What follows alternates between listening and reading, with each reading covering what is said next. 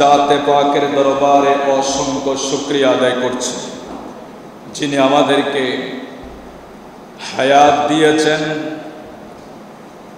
সুযোগ দিয়েছেন, মসজিদে আসার জন্য আল্লাহ পাক তৌফিক দান করেছেন।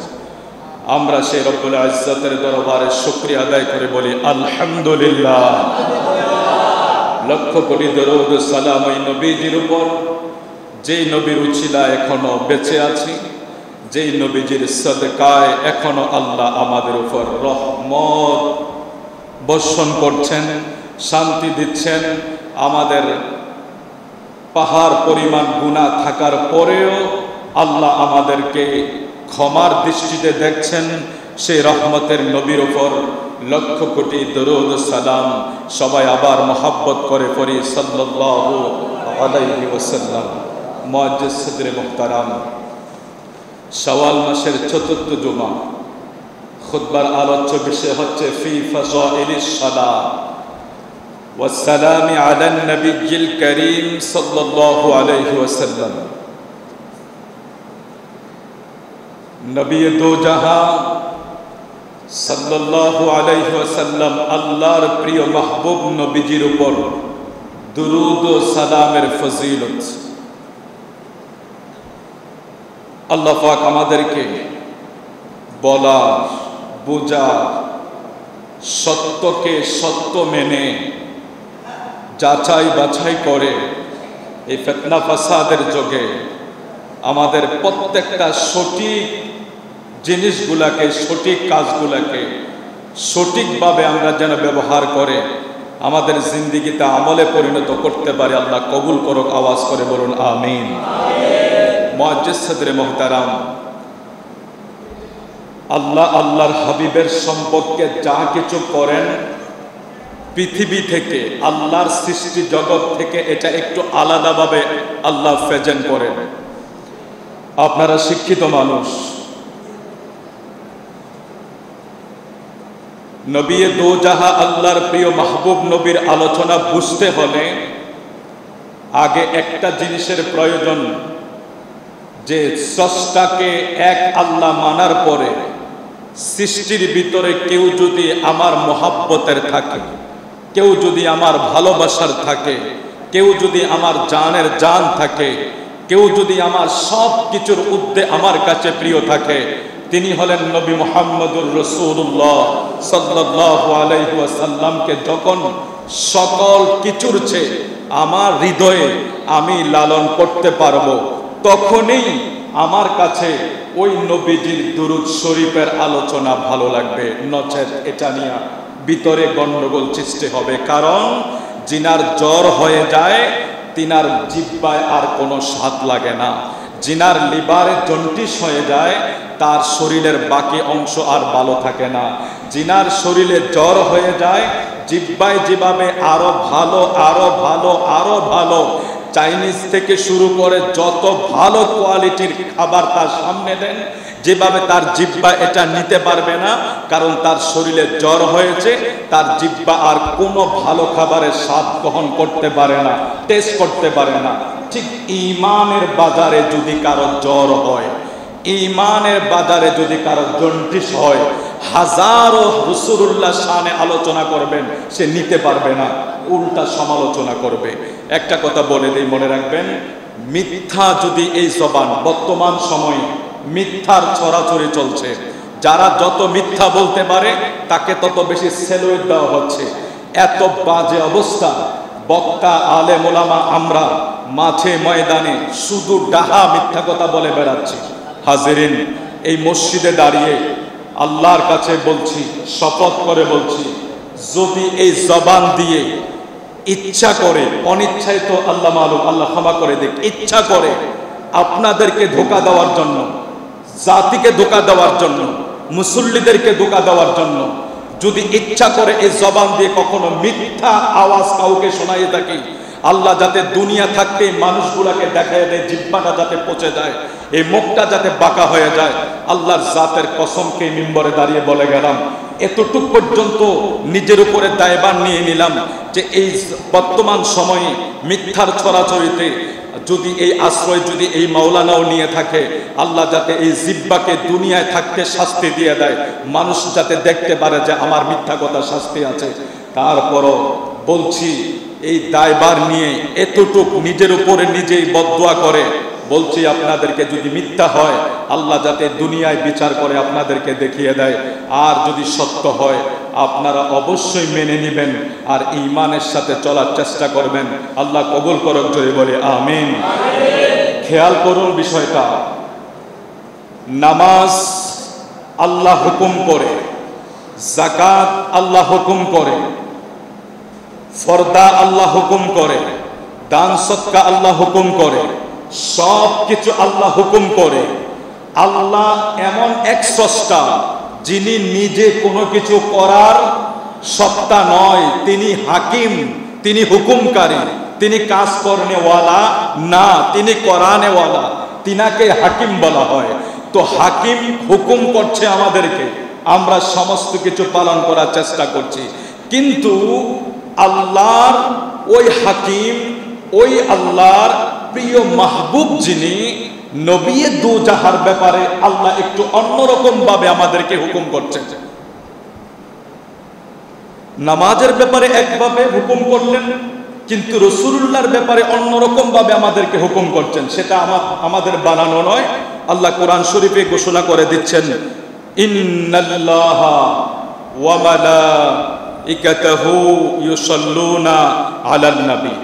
আপনারা বলুন, এই আয়াতটার সাথে আপনাদের পরিচয় আছে না নাই?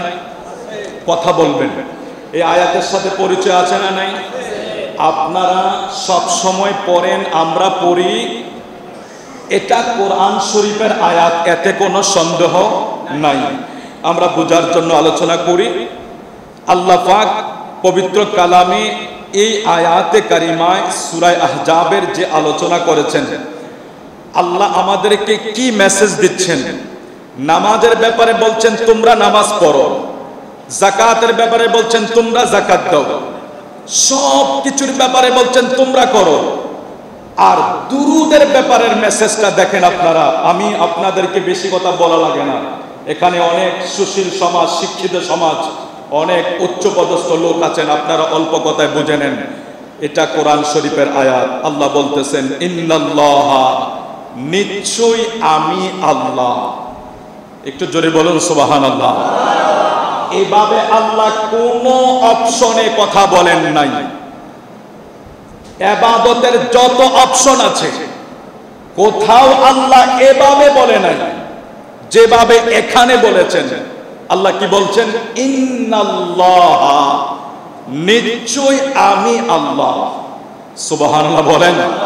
আল্লাহর কথার ধরন কখনো এভাবে হয় না, কিন্তু রাসূলুল্লাহর ব্যাপারে কিভাবে আল্লাহ বলতেছেন, ইন্নাল্লাহা, নিশ্চয়ই আমি আল্লাহ, ওয়া মালাইকাতাহু, এবং আমার ফেরেশতারা, আমি এবং আমার ফেরেশতারা, ইউসাল্লুনা, এখানে সল্লুনা আমরা জানি সলাত শব্দের অর্থ হইল নামাজ, এই জন্য সলাতের 5টা অর্থ করা হয়।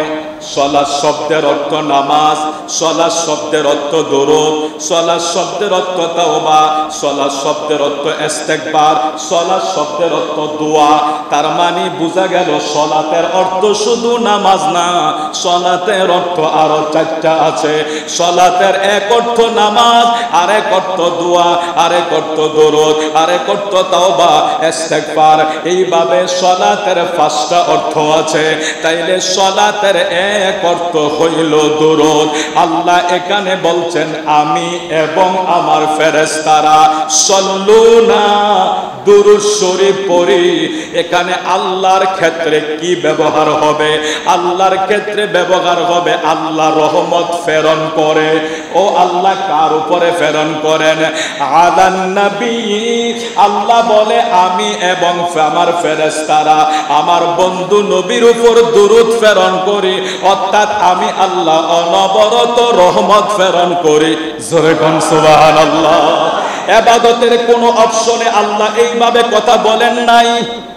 এটা কোরআন শরীফের আয়াত। ইবাদতের কোন অপশনে আল্লাহ এইভাবে বলেন নাই যে আমিও করি তোমরাও করো। শুধু মাহবুব নবীর ক্ষেত্রে স্পেশাল আল্লাহ বলছেন যে আমি করি, ফেরেশতাদেরকে দিয়েও করাই। আলান নবী সাল্লুনা আলান নবী, আমার নবীর উপর দুরূদ। তারপরে আমাদেরকে আল্লাহ অর্ডার করছেন ইয়া আইয়ুহাল্লাযীনা আমানু, হে ঈমানদারেরা। সুবহানাল্লাহ বলেন। এটা কোরআন শরীফের আয়াত, সন্দেহ আছে নাকি কারো? এটা কোরআন শরীফের আয়াত বাবা। তো আল্লাহ প্রথম আয়াত প্রথম অংশে কি বললেন? আমিও করি, ফেরেশতারাও করে। আল্লাহু আকবার। এটা দুরূদ শরীফ, যেটাকে নিয়ে বর্তমানে বিভক্তি। ওমকে বলে পড়ো না, এত বেশি পড়া লাগে না। ওমকে বলে এই আজানের আগে কই পাইছো, নামাজের আগে কই পাইছো, দোয়ার আগে, মানে কত ফতুয়া। আল্লাহ ক্ষমা করে দেয়। আবার এমনও তো বলে যে দুরুদে ইব্রাহিম ছাড়া দুনিয়ায় কোনো দুরুদে নাই বলে। নাউজুবিল্লাহ। এই হজে যাবেন না অনেকে, হেরেম শরীফের যে ক্লক টাওয়ারটা আছে না, ওখানে একটু নজর কইরেন। কালিমা শরীফ উঠে, ঠিক আছে, কালিমা শরীফ উঠে, লা ইলাহা, এটা ডিজিটাল ভাবে আসে কিছুক্ষণ পর। আমি একটু নজর করলাম, মাতাফে বসে আছি, তো আমি ওই বাংলাদেশের হুজুরের ওয়াজের কথা মনে পড়ছে। আমার দেশের এক হুজুর ওয়াজ করছে দুরুদে ইব্রাহিম ছাড়া বলে কোনো দুরুদ পড়া যাবে না, যেটা আমরা কি করে নামাজে পড়ি। তো আচ্ছা দেখি এখানে কি ওঠে। আমার মোবাইল এখনো ছবিটা আছে, ভিডিওটা আমি করে রাখছি। তো দেখলাম সেখানে দুরূদ শরীফ পড়ছে সাল্লাল্লাহু আলাইহি ওয়াসাল্লাম। সুবহানাল্লাহ বলেন। আমি কোন জায়গার কথা বলছি? বাইতুল্লাহ হেরেম শরীফ মক্কায় যে ক্লক টাওয়ার সবচেয়ে উঁচা, কাবা শরীফের 20 মাইল দূর থেকে যেটা একরকম দেখা যায়, এই ক্লক টাওয়ারের দিকে আপনি তাকাইলে দেখবেন সেখানে লা ইলাহা ইল্লাল্লাহ মুহাম্মাদুর রাসূলুল্লাহ কালিমাও একসাথে লেখা। আমাদের দেশে কালিমা ভেঙে দেওয়া হয়। এটার পরে কি আছে? সাল্লাল্লাহু আলাইহি ওয়াসাল্লাম। এটা কি দুরুদে ইব্রাহিম? তো আমরা মৌলবীদের ফতোয়া দিয়ে দিল এটা ছাড়া দুরুদ পড়া যাবে না। তো হেরেমে এটা লেখলো কেন ওরা?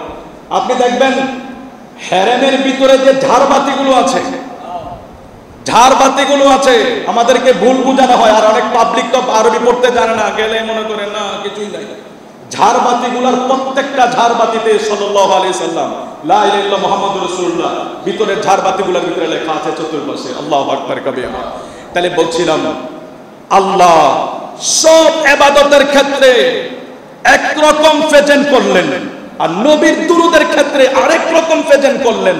আল্লাহ বলছেন আমিও করি, ফেরেশতারাও করে। তারপর আল্লাহ কি বলছেন? এরপর আল্লাহ অর্ডার করছেন ইয়া আইয়ুহাল্লাযীনা আমানু, হে ঈমানদারেরা। হায় হায় হায় হায়, ইয়া আইয়ুহাল্লাযীনা আমানু, হে ঈমানদারেরা। সল্লু, তোমরা দুরূদ শরীফ পড়ো। প্রথম বলছেন ইন্নাল্লাহা ওয়া মালাইকাতাহু, আমিও পড়ি, আমার ফেরেশতারাও পড়ে। অতঃপর ইয়া আইয়ুহাল্লাযীনা আমানু, হে ঈমানদারেরা তোমরাও পড়ো। আল্লাহ কি পড়বো? মানে সল্লু না, যেটা আমি পড়ি সেটাও তোমরা পড়ো। আলাইহি, সল্লু আলাইহি ওয়াসাল্লিমু তাসলিমা। আল্লাহ বলতেছেন তোমরা দুরূদ শরীফও পড়ো, সালামও দাও। সুবহানাল্লাহ বলবেন না? মনোযোগ আসেনি আপনাদের? আচ্ছা একটু পরে কথা বলবো। এই বিষয়গুলো অনেক ইম্পর্টেন্ট। যদি কারো কাছে ইম্পর্টেন্ট মনে হয়, আমার কিছু আসা যায় না। আরেকটা মেসেজ আপনাদেরকে শোনাই। ইমাম জয়নুল আবেদিনের নাম শুনেছেন? ইমাম জয়নুল আবেদিন কে? যে কারবালার ময়দান থেকে একজন পুরুষ মাত্র ফিরেছিল, 82 জন কাফেলা থেকে একজন পুরুষ ফিরেছিল। এর নাম ইমাম জয়নুল আবেদিন, যিনি কারবালার ময়দানের ঘটনার পরে কোনোদিন হাসে নাই, চোখের পানি জড়াইতে বাকি জিন্দেগি কেটে দিয়েছে। ওনার একটা কৌল আপনাদেরকে শোনাই।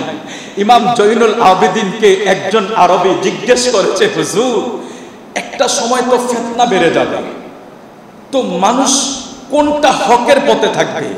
আল্লাহু আকবার। ইমাম জয়নুল আবেদিন বলছে, দেখো যারা আহলে সুন্নাত ওয়াল জামাতের আকাইদের উপরে প্রতিষ্ঠিত থাকতে পারবে, এটাই হকের পথে থাকবে। তো ওই আরবি আবার প্রশ্ন করতেছেন, হুজুর তখন তো অনেকেই দাবি করবে আমরা সবাই আহলে সুন্নাত, সবাই আহলে সুন্নাত, সবাই তো দাবি করে বসবে, তো সবার দাবি কি সত্য হবে? বলে না, সবার দাবি সত্য হবে না। তো তখন আমরা কিভাবে চিনব? সবাই তো দাবি করবে আমি আহলে সুন্নাত, আমি আহলে সুন্নাত, আমি সুন্নি, আমি সুন্নি, তা আমি তখন কিভাবে চিনব? তখন ইমাম জয়নুল আবেদিন, যিনি কারবালা থেকে একজন পুরুষ ফিরেছিলেন, আমার নবী বংশের একটা বাত্তি মাত্র তখন বেঁচে ছিলেন, ইমাম জয়নুল আবেদিন বলেছেন, আরবি ওই সময় দেখবা অনেক দাবি করব আমি সুন্নি, আমি সুন্নি, আমি এই, আমি সেই। তখন দেখবা যখন ওই সুন্নিও সবাই দাবি করবে যে হ্যাঁ আমিও তো সুন্নি, আমিও তো সুন্নি, তখন তুমি চিনবা কিভাবে জানো? তখন দেখবা যে লোকটা আমার নানা নবী মুহাম্মদুর রাসূলুল্লাহ, আল্লাহর প্রিয় মাহবুব নবীর উপর যেই দলটা, যেই মানুষগুলি সবচেয়ে বেশি বেশি দুরূদ শরীফ পড়ে, ওটাই হলো হকের উপরে থাকবে। এটা যদিও ফিতনা ফাসাদের জামানা। ইমাম জয়নুল আবেদিনের কথা। তাহলে আপনারা কি মনে করছেন আমরা মোল্লারা 500 টাকা হাদিয়া দিলে আপনার ঘরে দুরূদ পড়ে ফেলি? এটা এখন এরকম বেচা কেনার মতো হয়ে গেছে, যার জন্য মূল্যায়ন নাই। দুরূদ শরীফ এটা অনেক আলা জিনিস। কেন আলা হবে না? যেটা আল্লাহ নিজেই করে। পৃথিবীর কোন ইবাদতের অপশনে তো আল্লাহ এটা বলে নাই আমি নিজে যাকাত দেই। আল্লাহ বলতেছেন দুরুদের ক্ষেত্রে ইন্নাল্লাহ ওয়া মালাইকাতাহু, আমি না আমার ফেরেশতারা সহ, ইয়া আইয়ুহাল্লাযিনা আমানু, হে ঈমানদাররা, সাল্লু আলাইহি ওয়া সাল্লিমু তাসলিমা, তোমরাও পড়ো এবং সালামও দাও। এখানে দুইটা অর্ডার করেছেন, দুরূদ শরীফ পড়ো এবং সালামও দাও। এই জন্য বাবা এখানে একটা ফেরকা আছে। আমরা নামাজে যে দুরূদ শরীফটা পড়ি, এটা আমরা নামাজের বাহিরে কেন পড়ি না একটু শুনেন আপনারা। আল্লাহর ওয়ার্ডার হইল দুরূদও পড়তে হবে, সালামও দিতে হবে। ওয়ার্ডার কয়টা? দুইটা। এখন আমরা যে নামাজের ভিতরে যে দুরূদ শরীফটা পড়ি, আল্লাহুম্মা সাল্লি আলা মুহাম্মাদ ওয়া আলা আলি মুহাম্মাদ কামা সাল্লাইতা আলা ইব্রাহিম ওয়া আলা আলি ইব্রাহিম ইন্নাকা হামিদুম মাজিদ, আল্লাহুম্মা বারিক আলা মুহাম্মাদ ওয়া আলা আলি মুহাম্মাদ কামা বারাকতা আলা ইব্রাহিম ওয়া আলা আলি ইব্রাহিম ইন্নাকা হামিদুম মাজিদ। এই দুইটা দুরূদে একটা জায়গায়ও সালাম নাই। এই জন্য কোন কোন ফুকাহে কেরাম বলেছেন এটা শুধু নামাজের জন্য খাস। তো নামাজের বাহিরে আমরা ওই দুরূদ শরীফগুলো পড়ি, সাল্লাল্লাহু আলা মুহাম্মাদ সাল্লাল্লাহু আলাইহি ওয়াসাল্লাম বা সাল্লাল্লাহু আলাইহি ওয়াসাল্লাম বা আল্লাহুম্মা সাল্লি আলা সাইয়্যিদিনা মুহাম্মদ। আমরা ওই দুরূদগুলি কেন পড়ি? ওই যে আল্লাহ অর্ডার করেছে দুরূদের সাথে সালামও দাও। আমরা যখন সাল্লাল্লাহু আলাইহি ওয়াসাল্লাম পড়ি তখন দুরূদও হয়, সালামও হয়। সুবহানাল্লাহ বলেন। এই জন্য পড়া হয়, কারণ দুরূদের যে এটা যে দুরূদটা নামাজে পড়ি এটার ভিতরে কি নাই? সালাম নাই, যার কারণে এটা নামাজের জন্যই খাস। আর আল্লাহর অর্ডার হলো দুরূদ শরীফও পড়ো, সালামও দাও। এই জন্য আমরা যখন দাঁড়িয়ে অনেক সময় কিয়াম করি, অনেক সময় বসে বসে দুরূদ শরীফ পড়ি, সাল্লাল্লাহু আলাইহি ওয়াসাল্লাম পড়ি। এই দুরূদটার ভিতরে সালামও আছে, কিয়ামও দুরূদও আছে। এই জন্য এটা ইমাম বুখারী হতে শুরু করে সমস্ত কিতাবের ভিতরে এই দুরূদ শরীফটা লেখা আছে। আপনারা দেখেন এখানে কারো যদি চোখ পড়ে, এই একটা দুরূদ শরীফ আছে এখানে, কারো দেখতেছেন নাকি? এখানে একটা দুরূদ শরীফ আছে, ওয়াশাফাতান আন নবী, এই বৃত্তের ভিতরে একটা দুরূদ শরীফ আছে ছোট্ট করে, এটা হলো সাল্লাল্লাহু, এটা কি দুরূদ ইব্রাহিম? তাহলে আমাদের দেশের মৌলানারা দাবি যে করবে, দাবিটা তো বাবা সত্য হতে হবে। আপনি অনেক বড় মৌলবী, আমার কোনো আপত্তি নাই, কিন্তু আপনার দাবিটা সত্য হতে হবে, আপনার কোরআন হাদিসের সাথে মিলতে হবে আপনার কথাটা। আপনি যে আমাকে মেসেজ দিলেন যে আমি দুরূদ ইব্রাহিম ছাড়া কোনো দুরূদ পড়বো না, তাহলে এই দুরূদটা কেন আসলো এখানে? এটা কেন আসলো? এটা তো বুখারীর হাদিস, মিশকাতের হাদিস, সমস্ত সিয়াসিত্তার কিতাবের হাদিস। ওরা কি আমাদের চেয়ে কম বুঝেছে? আল্লাহ আমাদেরকে বোঝার তৌফিক দেন। আপনারা কষ্ট পাবেন, বিষয়গুলো অনেক জটিল। বাঁচতে হলে ওই ইমাম জয়নুল আবেদিন বলছে না যে অনেক দাবিদার বের হয়ে যাবে, বলছে তখন কি করব? বলে বেশি বেশি বেশি বেশি দুরূদ শরীফ পড়ার ভিতরে যারা আছে তাদের সাথে থাইকো, তাহলে কিছুটা বাঁচতে পারবে, নাহলে উপায় নাই। আল্লাহ আমাদেরকে বোঝার তৌফিক দান করুক, জোরে বলি আমিন। তাহলে কোরআন শরীফের আয়াতে যেটা আমরা পেয়েছি, ও ভাই বানিয়ে জানিয়ে না, যা পাইলাম, কি পাইলাম? আল্লাহ নিজে পড়ে, ফেরেশতারা পড়ে, আল্লাহ আবার ডিক্লারও করে, ইয়া আইয়ুহাল্লাযিনা আমানু সাল্লু আলাইহি ওয়া সাল্লিমু তাসলিমা, দুরূদ তোমরাও পড়ো এবং নবীজিকে সালাম দাও। আসুন হাদিসে মুবারাকায় কয়েকটা হাদিস শরীফ আমরা শুনি। আমি আবার বলছি, এই বক্তা যদি মিথ্যা বলে, আল্লাহ যাতে দুনিয়ায় থাকতে এই জিহ্বাটা মানুষের সামনে পচাইয়া দেখাইয়া দেয়। আবারও বলছি, তারপরেও কখনো মিথ্যার আশ্রয় নিতে, এটা আল্লাহ ক্ষমা করে দেখ, আমাদেরকে ক্ষমা করে দেখ। আমার রাসূলের শানে কথা বলবো, মিথ্যা কথা বলে আমার নবী ডাইরেক্ট কেটে দিবে, ডাইরেক্ট কেটে দিবে। রাসূলুল্লাহর নামে যদি কেউ মিথ্যা হাদিস বলে, রাসূলুল্লাহর উম্মতের দপ্তর থেকে নাম কেটে দিবে। দুনিয়াও শেষ হয়ে যাবে, আখিরাতও শেষ হয়ে যাবে। মোল্লাগিরি এত সোজা।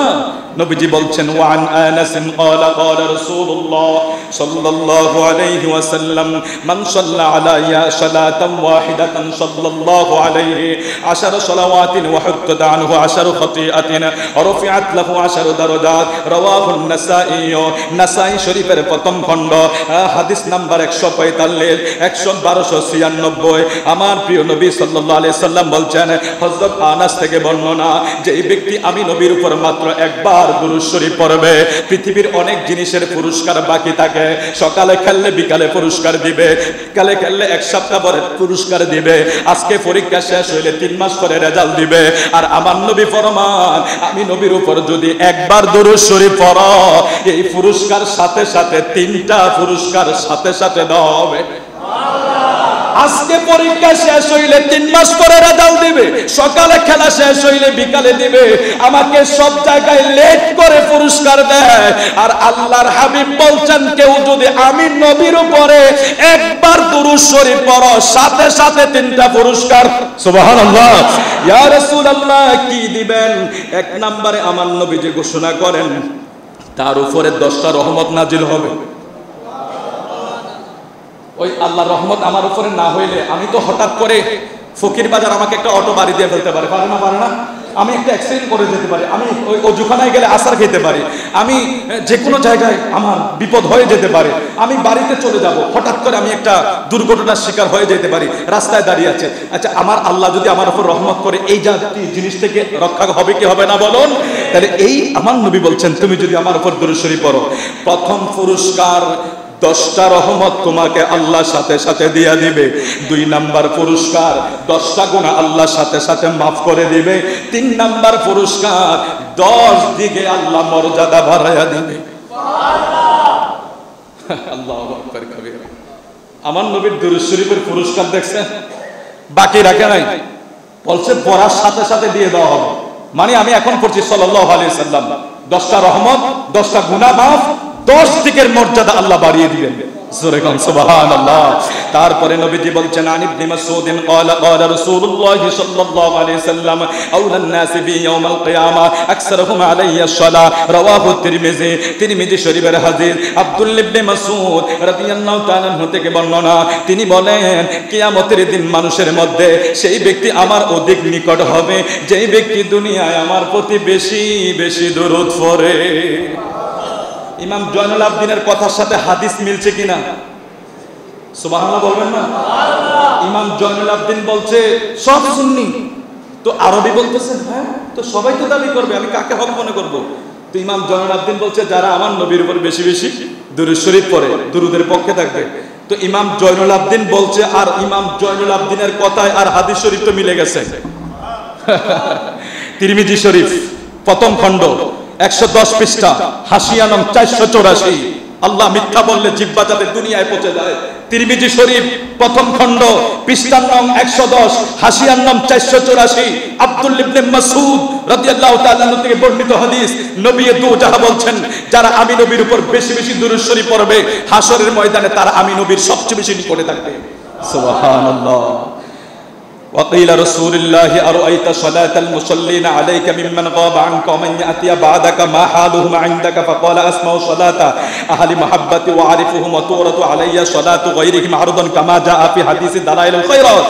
রাসূলুল্লাহ সাল্লাল্লাহু আলাইহি সাল্লামকে জিজ্ঞেস করা হলো, ইয়া রাসূলুল্লাহ, আপনি একটা কথা বলে দেন আমাদেরকে।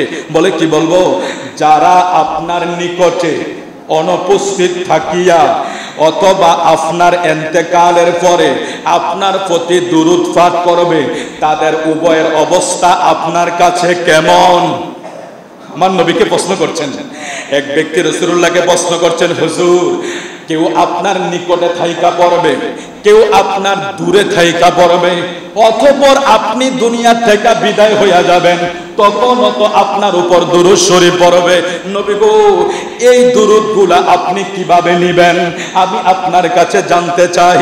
আমার নবীজি ফরমান, এ উম্মত শোনো, ফাকালা আসমাউ সালাতা আহলে মুহাব্বতি, শোনো, কেউ যদি আমি নবীর উপর মুহাব্বতে দুরূদ শরীফ পড়ে, আমার ইন্তেকালের পরেও আমি ওই দুরূদের আওয়াজ নিজের কানে শুনবো।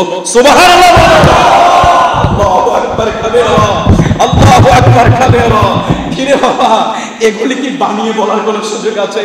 তাহলে কেন দুরূদ নিয়ে তালবাহানা করা হয়, দুরূদ নিয়ে মানুষকে মিসগাইড করা হয়, দুরূদের প্রতি উৎসাহ কেন দেওয়া হয় না? হাজার হাজার শায়েখ এই জমিনে, হাজার হাজার মিম্বার এই জমিনে, অথচ আমার রাসূলুল্লাহর মিম্বরে দাঁড়িয়ে রাসূলুল্লাহর দুরূদের বিরোধিতা করা হয়, সংকীর্ণ করা হয়, এটা চাই, এটা নাই, ওটা নাই, এখানে পড়া যাবে না। নাউযুবিল্লাহ। 7টা জায়গায় যারা রাসূলুল্লাহ শানে, সব জায়গায় দুরূদ শরীফ পড়া মুস্তাহাব। আল্লাহ কবুল করুন, জোরে বলে আমিন। আমার রাসূলের প্রশ্নের জবাব, আমার রাসূলকে যখন প্রশ্ন করলেন, আমার নবী বললেন, ফাকালা আসমাউ সালাতা আহলি মুহাব্বতি, যারা আমার উপর মহব্বতে পড়বে, আসমাউ, আমি নিজের কানে শুনি, ওয়া আরিফুহুম, এবং আমি তাকে চিনি। আল্লাহ, ওয়া আরিফুহুম। আপনারা ডিকশনারি খুলেন, শব্দের অর্থগুলি বাইর করেন, তারপর আমাকে ধরেন, ভেগে যাব না, তারপরে বেঁচে থাকতে চাই ইমানের সাথে। নবীজি বলছেন, আসমাউ, আমি শুনি, সালাত দুরূদ শরীফ আহলে মুহাব্বতে, আমার কোন উম্মত যদি মুহাব্বতে পড়ে, ও আরিফুহুম, আমি শুধু শুনি না, কোন বাপের ছেলে দুরূদ পড়েছে আমি তাকে চিনি, আমি তাকে চিনি, সেটা হোক 8000 মাইল দূরে, হোক 6000 মাইল দূরে, হোক যেখানে বসে, আমি নবীর উপর যদি মুহাব্বতে দুরূদ পড়ে, ও আরিফুহুম, আমি তাকে চিনি এবং তার দুরূদ আমি শুনি। সুবহানাল্লাহ। তারপরে নবীজি বলছেন, আর যদি কেউ এমনি দুরূদ শরীফ পড়ে, ওয়াতুরিদু আলাইয়া সালাতা গায়রিহিম আরদা, কেউ যদি এমনি দুরূদ শরীফ পড়ে, তাইলে তাদের দুরূদ আমার কাছে পেশ করা হবে। দুইটা অবস্থা, আমরা ভেঙে বলছি না, মুহাব্বতের এক পর্যায় হবে, মুহাব্বত ছাড়া যদি কেউ পড়ে, আমার নবীর কাছে দুরূদ পৌঁছে দেওয়া হবে। অনেক লম্বা হাদিস। উবাই ইবনে কাব, আমি বাংলাটা বলছি যেহেতু সময় কম। হযরত উবাই ইবনে কাব আমার নবীর কাছে গেলেন, হুজুর, আল্লাহ রাসূল গো, আমি আপনার প্রতি বেশি দুরূদ করতে চাই, আমি কি পরিমাণ সময় দুরূদ শরীফ পড়ব? তিনি বললেন, আমার নবী, তোমার যা ইচ্ছা তুমি পড়ো। তো কাব ইবনে উবাই ইবনে কাব বলতেছেন, তাইলে আমি 1/4 সময় পড়ি। আমার নবী বলেন, পড়ো, তবে আরো বেশি পড়লে ভালো। দেখছেন কে বলতেছে? আমার নবী বলতেছে। সাহাবী বলতেছে, 1/4 সময়। আমার নবী বলছেন, পড়ো, তবে আরেকটু বেশি পড়লে ভালো হয়।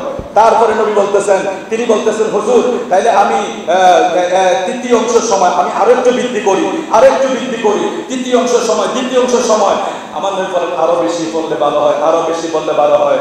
তখন উবাই ইবনে কাব বলে, হুজুর, আমি আমার পুরাটা সময় আপনার দুরূদের জন্য বেছে নিলাম।